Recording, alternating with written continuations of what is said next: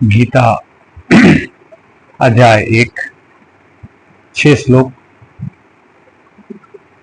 चतुर्मास में करने का संकल्प।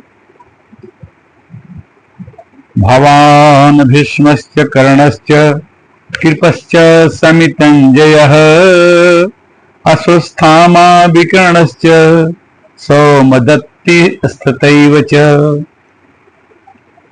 गीता के प्रथम अध्याय का श्लोक संख्या 8 दूसरी तिथि के हिसाब से आज 8 से 14 श्लोक तक होना है, जिसमें कौरव और पांडव की सेना दोनों ओर खड़ी है। द्रोणाचार्य और पितामह भीष्म और कर्ण, संग्राम विजयी कृपाचार्य, सभी अश्वस्थामा विकर्ण और सोमदत्त सभी लोग सामने खड़े हैं। इसके आगे होता है कि अन्ये च बहवः सुरा मदर्थे तक्त जीविता नाना शस्त्र प्रहरण सर्वे युद्ध विशारदा। सभी युद्ध में विशारद हैं, सभी युद्ध में तेज हैं। और अपर्याप्तम तदमास्कम बलम भीष्माभिरक्षितम पर्याप्तम त्विदमेतेषां बलम भीमाभिरक्षितम। द्रोणाचार्य को चुप देकर दुर्योधन के मन में विचार हुआ कि हमारी वह सेना पांडवों पर विजय करने के अपर्याप्त है, असमर्थ है, क्योंकि उसके संरक्षक वह पक्षी ताती भीष्म है। दुर्योधन ने सोचा कि भीष्म तो दोनों का सोचते हैं कि पांडव भी जीत जाएं, कौरव भी जीत जाएं, तो हमारी सेना जीत नहीं पाएगी, परंतु इन पांडवों को यह सेना हम पर विजय करने में पर्याप्त है, मैंने जीत सकती है, समर्थ है, क्योंकि इनके संरक्षक निज सेना पक्षपाती भीमसेन है। इस तरह से जनामि धर्म न च मे प्रवृत्ति जना धर्म्यम न च मे निवृत्ति केनापि देवेन हृदय स्थितेन तथा नियुक्तोऽस्मि तथा करोमि। मैं धर्म को जानता हूं। दुर्योधन ने कहा कि मैं धर्म को जानता हूं, पर उसमें मेरी प्रवृत्ति नहीं होती, करने का मन नहीं करता।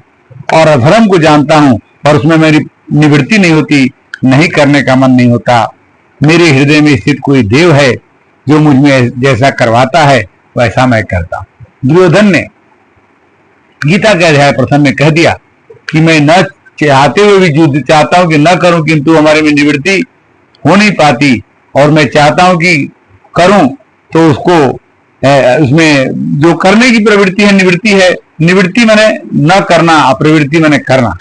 तो कहता है कि उसमें मेरी प्रवृत्ति नहीं होती जो अच्छा काम है, आज उसमें निवृत्ति नहीं जो बुरा काम है, तो हमें तो बाध्य होकर के वो काम करना है जो भगवान मुझसे करवा रहे हैं।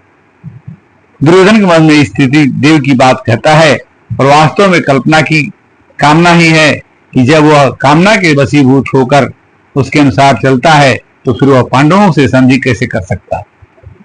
पांडव मन के अनुसार नहीं चलते थे, परंतु धर्म के भगवान की आज्ञा के अनुसार चलते थे। इसलिए गंधर्वों और दुर्योधन को बंदी बना लिया था। तब युधिष्ठिर ने उसे छुड़वाया था। युधिष्ठिर के वचन हैं कि परे परिभवे प्राप्ते वयम पंचोत्तरम शतम परस्परम विरोधे तु वयम पंचशतम तुते। मंगलम भगवान विष्णु मंगलम गुणधर मंगलम पुंडरीकाक्ष मंगलाय तनोहरि। दूसरे के द्वारा पराभाव प्राप्त होने पर उसका कामना करने के लिए हम लोग 105 भाई हैं, आपस में विरोध होने पर हम 5 भाई अलग हैं और उनमें से 100 भाई अलग हैं। अयने सुच सर्वे सुजता भागम स्थिता भीममेवाभिरक्षन्तु भवन्तः सर्वैव हि। दुर्योधन बाह्य दृष्टि से अपनी सेना के महारथी से बोला, आप सबके सब लोग सभी मोर्चों पर अपनी जगह दृढ़ता से स्थित रहते हुए निश्चित रूप से पितामह भीष्म की चारों ओर से रक्षा करें। भीष्म पितामह की रक्षा के लिए दुर्योधन चिंतित हो गए। तस्य संजन्यर्जम कुरु वृद्ध पितामह सिंहनादम विनदुच्चहि शंखम दद्दो प्रतापवान। इस तरह से दुर्योधन के हृदय में हर्ष उत्पन्न करते हुए कौरवों में वृद्ध प्रभावशाली पितामह भीष्म ने सिंह के समान गरज कर जोर से शंख बजाया।